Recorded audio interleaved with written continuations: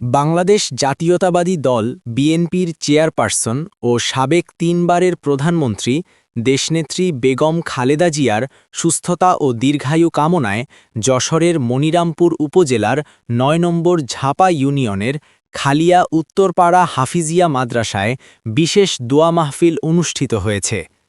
বুধবার ১০ ডিসেম্বর বাদ মাগরিব হাফিজিয়া মাদ্রাসায় দোয়া ও মিলাদ মাহফিলের আয়োজন করা হয়।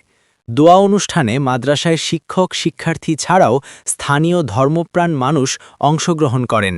দোয়া ও মোনাজাতের মাধ্যমে তারা বেগম খালেদা জিয়ার সুস্বাস্থ্য, দীর্ঘায়ু এবং দ্রুত রোগমুক্তির জন্য মহান আল্লাহর দরবারে দোয়া করেন।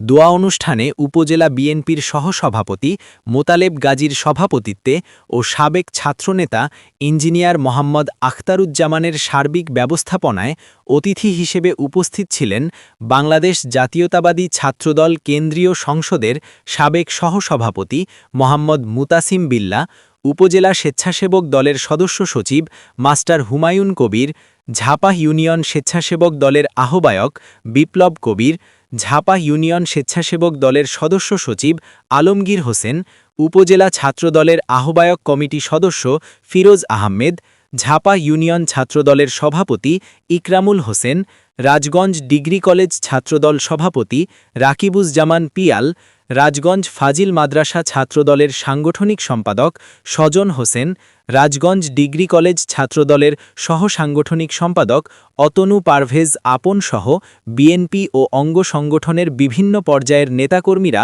দোয়া অনুষ্ঠানে অংশগ্রহণ করেন। দোয়া অনুষ্ঠানের আগে অতিথি মুতাসিম বিল্লাহ বলেন, আমরা সবাই মিলে প্রিয় নেত্রী বেগম খালেদা জিয়ার দ্রুত সুস্থতা কামনায় আন্তরিকভাবে দোয়া করেছি। দেশের গণতন্ত্রের প্রতীক আমাদের হৃদয়ের প্রিয় এই নেত্রী খুব শিগগিরই সম্পূর্ণ সুস্থ হয়ে স্বাভাবিক জীবনে ফিরে আসবেন, এটাই আমাদের দৃঢ় বিশ্বাস ও প্রত্যাশা। আমরা তার সুস্থতা ও দীর্ঘায়ুর জন্য সর্বদা দোয়া অব্যাহত রাখব।